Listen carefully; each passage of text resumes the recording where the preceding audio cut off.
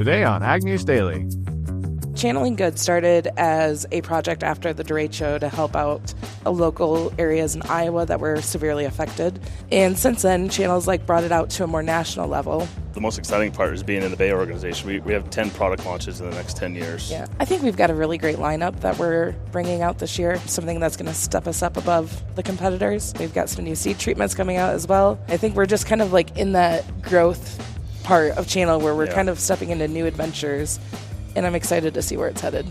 Well, welcome back to the weekly edition of the Ag News Daily Show. We are here with our floaties on. We kind of need to be driving over here to the studio this morning. A lot of ponded or getting ponded fields. Yeah, thankfully it's come a little bit slower here in central Iowa, but I would still say we're nearly 4 inches of rain in the last week, and that's about enough. Yeah, I don't think I've seen any planters roll in a mile. No, these daily rain chances have been pretty much across the U.S. and have now started contributing to planting delays, but are still improving soil moisture levels and will provide a benefit to those in wheat country. Heavy showers and thunderstorms moved through parts of central and the southern plains earlier this week. On Wednesday, they brought that welcome moisture to previously dry areas. There's more widespread rainfall that's expected into next week, which should support soil moisture, but could put even further delay on planting efforts and the increased risk of severe weather. These heavy rains across parts of the Midwest have helped drought conditions, but in much of the area, there is an exception for northeastern Iowa. These wetter conditions are certainly creating some challenges to the planting season, as it'll be interesting to see how far planting progress has gotten. These several weather systems had frontal boundaries that are expected to move through the region to close out your month of April and begin May wet as well, continuing that active and unsettled pattern.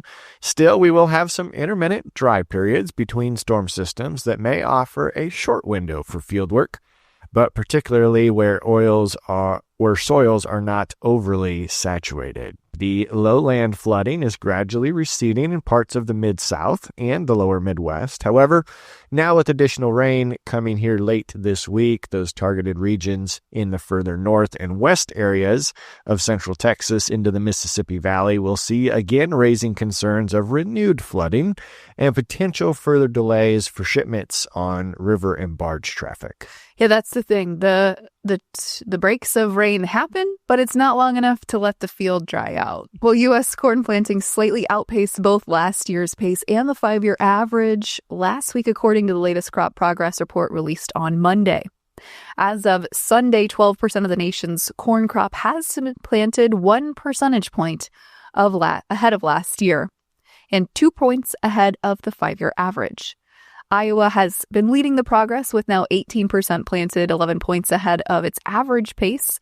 Kansas followed at 27% complete, and Texas also at 69% complete, compared to its 5-year average of 66%. In contrast, Illinois and Indiana have trailed their averages with just 7% and 2% planted, respectively. On the soybean side, about 8% of intended soybean acres have been planted nationwide. That's 1 point ahead of last year's pace and 3 points ahead of the 5-year average. But again, Tanner, I don't think we're going to see a lot of progress on next Monday's report. We might see that Illinois and Indiana number flip-flop and get back ahead of pace, but unfortunately, ahead of pace is farm bankruptcies. Bankruptcies grew 55% from 2023 to 24 and are trending even higher, unfortunately, in 2025, according to Bloomberg Law. This is in the time when farmers are continuing to struggle with the low prices for agricultural commodities and the high costs of inputs that are needed to grow these crops. Bloomberg reports added such pressure as unpredictable tariffs, immigration policy changes, cuts to federal ag programs, the frozen USDA funding are what is making it harder for farmers across the area to access financial help. The Federal Reserve Bank of Chicago says that 4.3% of its district's farm loan portfolio was rated to having major or severe repayment problems in the final quarter of 2024. That's the highest level, Delaney, since the end of 2020.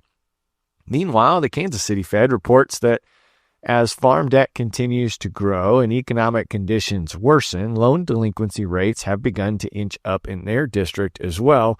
from previously historic lows. And according finally to the American farmland owner of Iowa, Iowa leads the nation in farm bankruptcies so far this year with 12 cases already been filed. So not a great upbeat news headline to share with our audiences. No, but probably in response to some of those bankruptcies and, of course, just the ongoing disasters farmers deal with, Secretary Rollins has announced a new round of disaster assistance, more than $340 million aimed at helping farmers, ranchers, and rural communities hit hard by natural disasters. This announcement came Tuesday during a visit to North Dakota. Secretary Rollins says the USDA Disaster Assistance Fund will provide critical relief to communities that have waited far too long for support. As part of the package, $25 million will go to storm-impacted communities in North Carolina, another $18 million to Tennessee, and both states are still recovering from hurricanes dating back to 2022, including Fiona, Ian, Idalia, and Helene. The USDA says it's also streamlining the process, pledging to deploy aid as quickly as possible. There are clearly backlogs of requests, and they've also waived some of the eligibility limits, like income caps and population thresholds, to ensure that help reaches those who need it most. So don't have confirmation yet on just an all-over subsidy payment, but we do see this disaster program as the next one. Well, U.S. Treasury Secretary Scott Bessent said that steep tariffs between the U.S. and China are not sustainable, as the Trump administration signals a willingness to ease trade tensions between the world's two largest economies. Speaking to reporters on Wednesday, Bessent said that the current tariffs, which are at 145% on Chinese goods and 125% on American exports, amount to a near embargo. He emphasized that both sides recognize these levels can't continue and meaningful trade talks will resume. However, Bessent made it clear that President Trump won't make the first move unilaterally. A source familiar with discussions say that the White House is open to slashing tariffs on Chinese imports significantly, potentially even down to 50%, according to the Wall Street Journal. But the White House spokesperson dismissed that report as pure speculation and said any updates on tariffs would come directly from the president himself. Experts say the ongoing trade war has already cost U.S. producers valuable market share in China, which I think we're all seeing. And I was reading something earlier this week that said August is about that timeline when we will start to feel the effects of these tariffs at prices at the store. Continuing with the trade front, the Office of the U.S. Trade Representatives is taking decisive action to rebuild America's shipbuilding industry and push back against what it calls China's unfair dominance in the global maritime sector. Following a year-long Section 301 investigation, USTR Jamieson Greer announced new measures late last week on Thursday, April 19th, according to a press release aimed at restoring U.S. competitiveness in shipbuilding, logistics, and maritime trade. Greer says, quote, ships and shipping are vital to American economic security and the free flow of commerce. He added, our action will begin to reverse Chinese dominance, address threats to the U.S. supply chain, and send a demand signal for U.S.-built ships. This plan rolls out in two phases. For the first 180 days, there will be no new fees. After that, fees will kick in for vessel owners and operators of China-based ships, calculated by net tonnage per U.S. voyage and set to rise significantly over time. Operators using Chinese-built ships will also face incremental fee hikes, and the administration will offer new incentives to encourage the use of U.S.-built liquefied natural gas vessels. This move is part of a broader strategy to bolster U.S. industrial capacity and reduce reliance on foreign maritime infrastructure. And can attest to that. When I was in Vietnam back in February, lots of vessels that sit there empty for extended periods of time. It takes a long time to build a ship, too. Republican lawmakers in the U.S. Senate introduced legislation last week that would strike down California's animal welfare law created as a result of Proposition 12, drawing support from the nation's largest pork interest group. The Food Security and Farm Protection Act, introduced by Senator Charles Grassley, Republican of Iowa, Joni Ernst of Iowa, Roger Marshall of Kansas, would prevent any state or local government from passing laws that interfere with commerce and agricultural practices outside of their jurisdiction. Proposition 12 makes it a criminal offense and a civil violation to sell whole pork meat in California unless that pig comes from, is born to, a sow that is housed within 24 square feet of space, and in conditions that will allow that sow to turn around without touching an enclosure. Of course, Proposition 12 applies to any uncooked pork that is sold within that state, regardless of whether it was raised in California or not. So it'd be good to see something like that get passed and provide our producers more options. Well, in some other House-related news here, House Republicans are eyeing May 8th as the target date for the Agriculture Committee to advance its portion of a sweeping legislative package tied to President Trump's domestic agenda, according to a report from Politico's Meredith Lee Hill, citing sources familiar with the timeline. This bill is certainly ambitious, Tanner. It combines tax cuts, energy policy, border security, and more. But, of course, there's a major divide between the House and Senate on how we're going to pay for it. The House wants the Agriculture Committee to deliver $230 billion in spending cuts. In contrast, the Senate Ag Committee has only committed to trimming $1 billion. So definitely a point of contention there.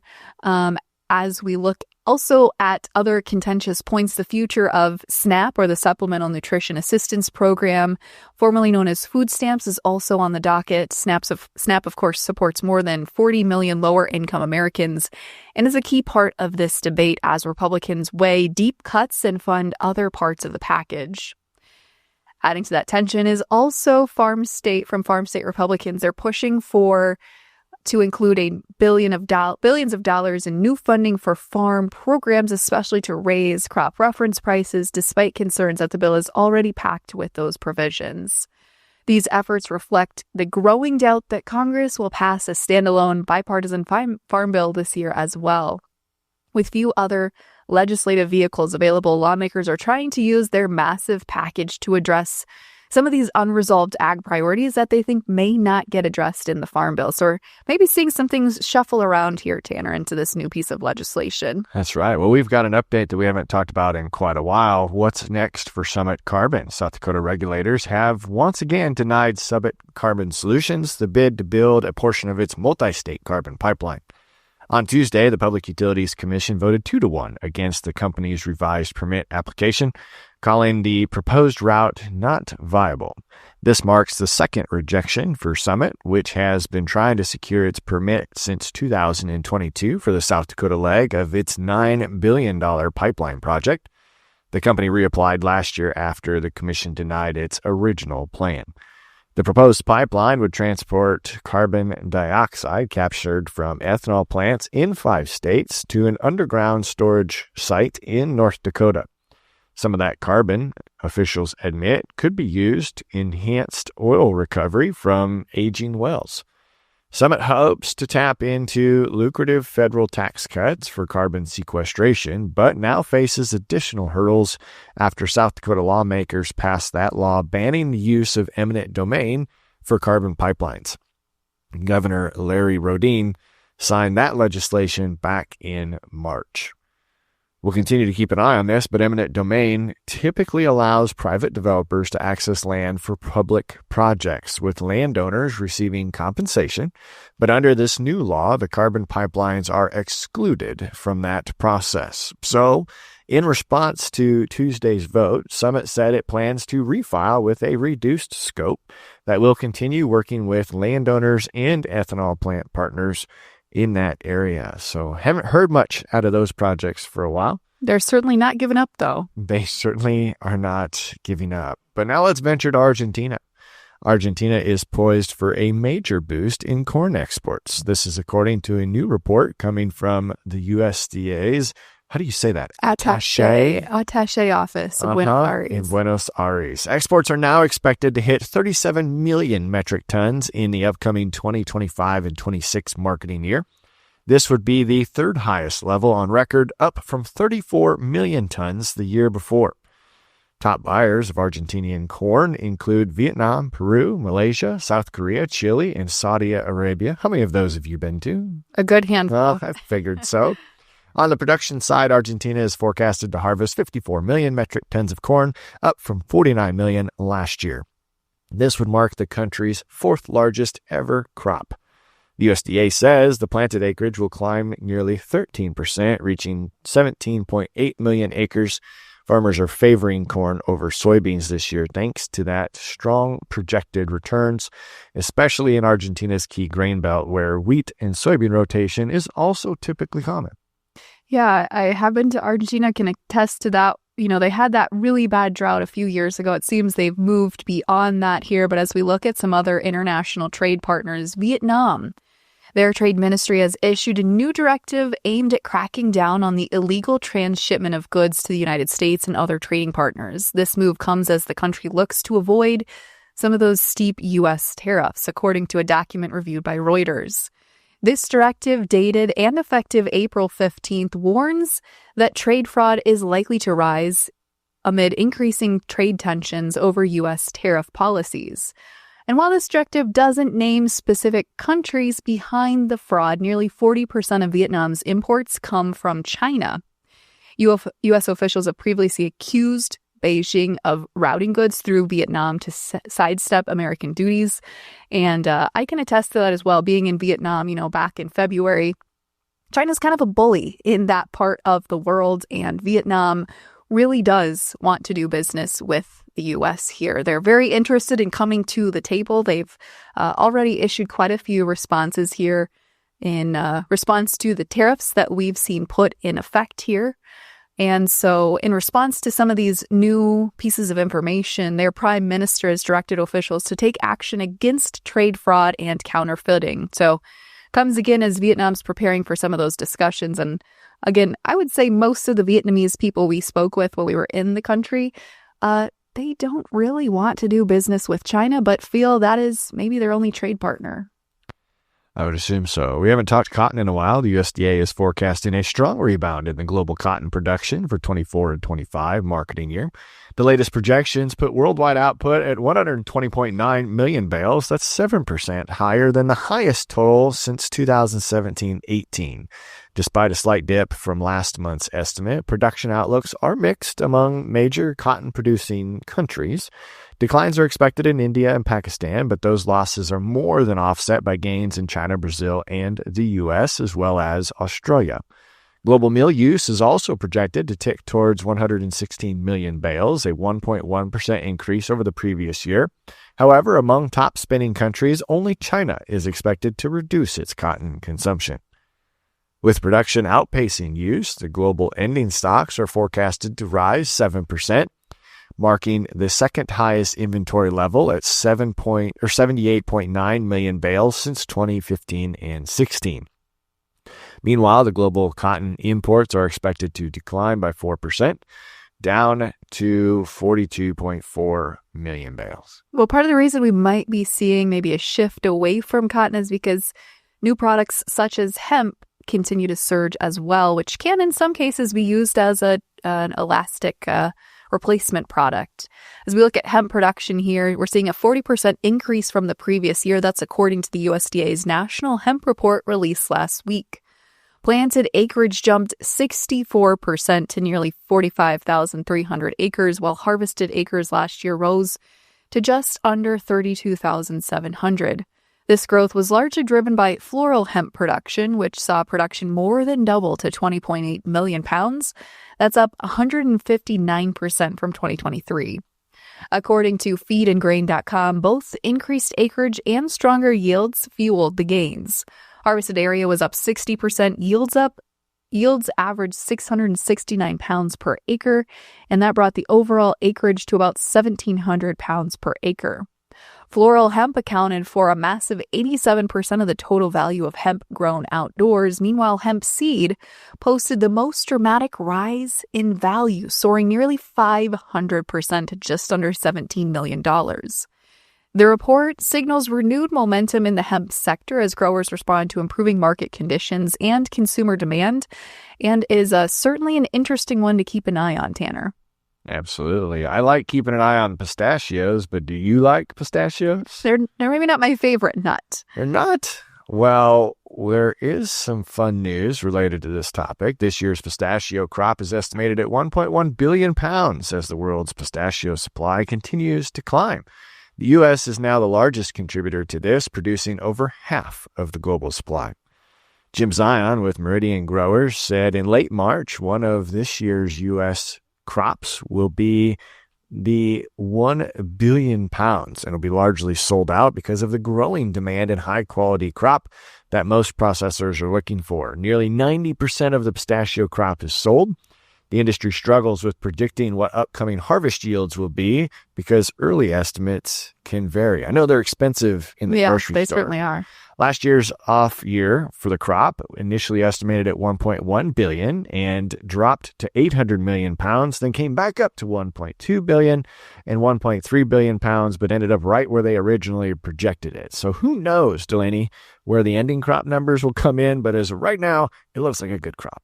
Well, Tanner, taking a look at this week's interview, we've got a little bit of a feel-good interview maybe to start our conversation here, catching back up with some folks from Commodity Classic, specifically Channel Seed, to talk about some new initiatives to ultimately serve their rural communities. We're chatting today with Matt Blodgett from Maine and Ellen Ron from Illinois, two folks that you wouldn't think would know each other, but some fun dynamics coming up here.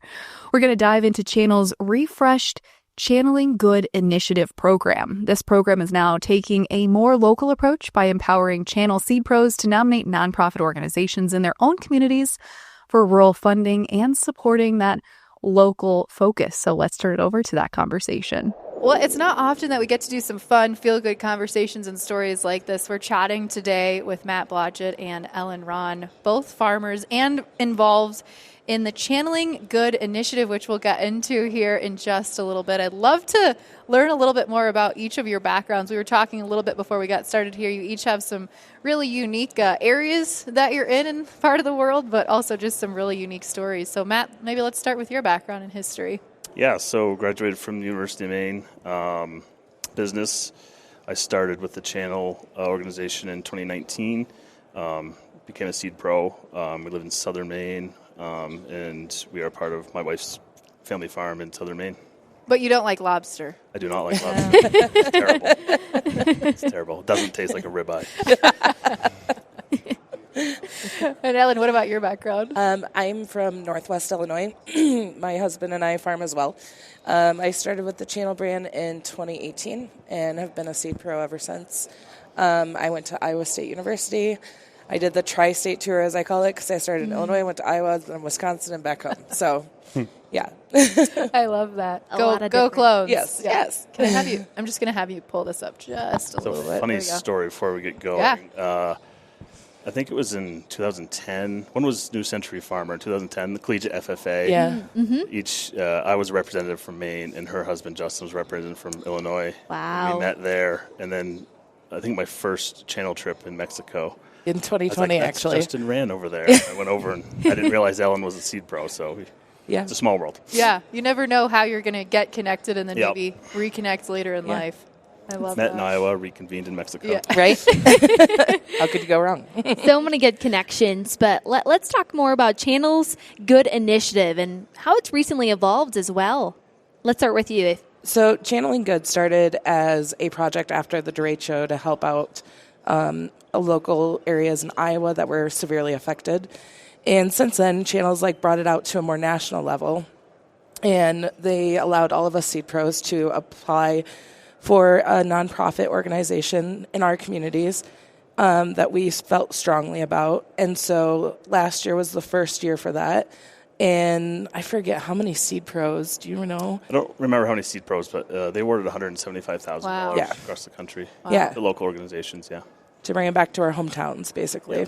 Yeah, I love that. So where we're at in Iowa, we were hit pretty hard from the derecho. That was not a fun week without power. No. And so I really appreciate sharing some of that backstory. So you each have submitted projects as part of this initiative. Walk us through what those projects were. So I nominated our local food pantry. It's a food pantry and self-help organization. Unfortunately, we're in an area that's kind of been hit hard with poverty lately. And our numbers are increasing at the food pantry every day. It's kind of sad, but it was a nice way to give back to them, to help them out so that they could at least get more supplies to help those in need. Wow. I nominated our local 4-H Baby Beef Club. My wife and her brother grew up showing in that club, and they're pretty good friends with the advisor of that club, so it's her local county fair, so we thought that was a good fit. Wow. What has the response been? What have you been hearing from the community? I had really good feedback. I mean, everyone was very pleased and happy and loved that, we're able to give back to our local community and help out. Yeah. Mm-hmm. Yeah, likewise, it was Yeah. pretty well accepted. Yeah.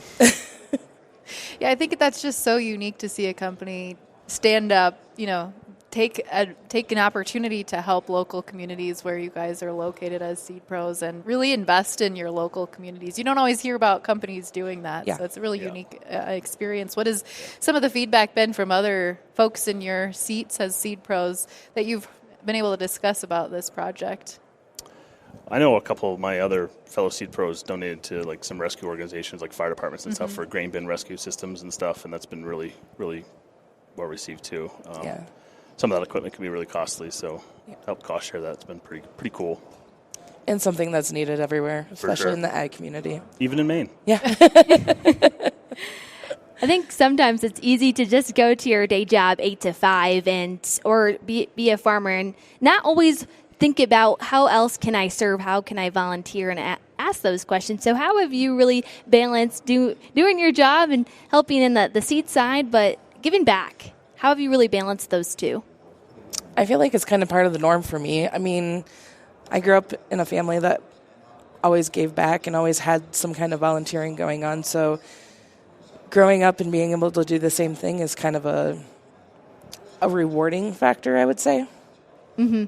Yeah, I grew up in the FFA organization. That was one of the pillars is giving Yeah. back and leadership. So it's a smooth transition into professional. I'm glad we were able to start with a little bit of that discussion, but I want to talk a little bit more about what's ahead here for 2025, because Commodity Classic is the event where we see companies coming together, launching new products, launching new ideas and innovation. For those of our listeners who aren't familiar maybe with the Seed Pro role, let's start there and tell us a little bit more about, in that role, what are you really doing? Yeah, I'll go. One of the pillars is service. We sell service before we sell products. Obviously, products and performance have to be table stakes, but service is the main pillar for sure. Yeah, I would 100% agree with that. Separates us as a brand, I feel like. Yeah. So as you think about what's ahead here for the 2025 growing season, what are the things that have you both really fired up? I think we've got a really great lineup that we're bringing out this year, something that's going to step us up above the competitors. We've got some new seed treatments coming out as well. So, I don't know, I think we're just kind of in that growth part of channel where we're kind of stepping into new adventures, and I'm excited to see where it's headed. I come from the dairy world, and silage is a big part of my business. So we've really, Bayer has really focused on forage hybrids specifically, grain hybrids and forage hybrids specifically. So that's been huge in my area. So. Yeah. Tell us a little bit more about that. That's not often a topic we get to talk a lot about, being from the Midwest, but it's certainly I know enough to be dangerous. Yeah. Tell us a little bit more about some of that lineup then that you're looking at here for this year for forage. So we're corn on corn in Maine. There's cornfields and trees. That's it. So we do a corn snow rotation. So rootworm is becoming an issue, especially with climate change. The weather's getting warmer and warmer, so we're going to start seeing those populations increase. So SmartSex and SmartSex Pro with the new RNAi technology is going to be really big for us because we're corn on corn. So that's the major one in our area. And then the Preceon short corn system has really shown really good fiber digestibility, which is one of the metrics in silage corn because it's not so tall. It doesn't need to have that fiber to stand up. Yeah. So it's really digestible. Cows really love it. So we probably could have used that back in 2020 during the trade show. Yeah, definitely. Yeah, probably. Definitely. Now, you mentioned seed treatment. I'm really interested about that. Tell me a bit why that was such a need to really explore into now as we're going into the growing season of 2025. So I feel like in the soybeans, we're always fighting diseases. And it seems like in our area, too, we're always getting hit with that August rain that really can drive those yields down or just impact the soybeans with, we fight a lot of sudden death in our area too. And so I think having this new seed treatment is going to be something that's going to step us up above the competition. It's going to be unique just to the Channel brand, so that's exciting and kind of going to give our growers a way to be different. And that's the Channel Edge. Channel Edge, Channel yes. Edge. Yeah, I was actually on the National Dealer Council when we brought that last year up. We wanted a proprietary product to the Channel lineup, and we're adding an extra fungicide for Rhizoctonia, which is a big disease. So, and it's not a co-pack; it's a single package versus Acceleron. So there's a couple selling points that our seed pros are pretty happy about. It's going to be a lot easier for treating beans. Disclosure: I don't sell any beans. Corn on corn. Again, no enough to be dangerous. Well, that was one thing I just wanted to ask, maybe as a follow-up, Ellen, is the seed treatment something growers need to buy and have it ready to go to be delivered that way, or is it a seed treatment that's going to be able for growers to apply for themselves at the farm? It's actually a seed treatment that we bring in as dealers and then apply before we take it to the farmer. Okay. So, yeah. I know that's just been an interesting trend, too, to see lately is it seems like more growers are interested in doing their own seed treatment on the farm, so I thought I'd clarify that. Yeah. And you keep saying it's unique. What is truly the unique as you look at the seed treatment opportunity? What really makes it unique? Well, it's only going to be offered to Channel. It's not going to be out there with any other brand. So I think that is a standalone to make it unique. Mm-hmm. And that added fungicide. Well, yeah, that too. I mean, that's really the benefit, the added fungicide. But, yeah. I just love the chemistry that you guys have here. Even, Iowa or Illinois to Maine, you're not geographically close, so you probably don't get to see each other all that often. But we talk a lot, though. Yeah, we do. It just speaks volumes to the culture that I'm sure you guys have as that Seed Pro group, and tying that into that Channeling Good initiative. Yeah, just really seems like you guys are a very dynamic, close-knit group. Channel is really good at that, keeping our dealer network pretty close. There's a lot of leadership events and it's like a family. Yeah, it is. Yeah. Yep. As you guys think then about just beyond this year, is there anything else that has you really excited, whether that's this new good initiative, other products, the seed treatment? What else has come down the pipeline that has you jazzed up? I think the most exciting part is being in the Bay organization. We have 10 product launches in the next 10 years between active ingredients on chemistry side and traits, and that's more that's been released in the last 25 years. So it's going to be really fun to be part of that. Yeah, because no other seed company has that in the pipeline. Exactly. So, well, where can people find more information and really connect with you all? So Channeling Good has its own website, so you could go to channelinggood.com. Otherwise, you can go to channel.com and just type in your zip code and you find your local seed pro. And if you're interested in doing the Channeling Good, just reach out to the local seed pro. All of our contact information is right on the web. So, yeah. Great. Thank you so much. Yeah, awesome. Thank you. Well, that's great to even catch up on some of the highlights, too, from their past growing seasons. But now we've got highlights from the fertilizer market. Josh Linville from StoneX provided the fertilizer media update earlier this week, and he discussed nitrogen, phosphates, and potash. Nitrogen values for the New Orleans urea have reached the 460s, the highest level since 2022, and are up over $130 per ton since the start of 2025. But North American UAN is scarce and is expected to have sizable volume availability come June or July. Phosphate international inventories and stories continue to drive prices higher due to the lack of Chinese exports. And while India purchased vessels in the 640s and 700s, they are now refusing to buy anything north of 675. New Orleans DAP traded at 650, which is the second worst ratio in history for the second time this year, only behind that of 2008 when comparing it to December 2025 corn at $4.54 per bushel. Potash demand is quieted. The values have remained flat. Rising hopes for more aggressive pricing in the summer through the tariff story will continue to be watched, according to Linville. That's what happened in fertilizers this week. Delaney, what's happening around the rest of the commodity markets? Well, as we touched on it earlier a little bit in the show, I want to come back to it. Those fresh rumors that the Trump administration is considering cutting China's tariff rate from the current 145% to somewhere to between 50 to 60%. Certainly surged some optimism on Wall Street.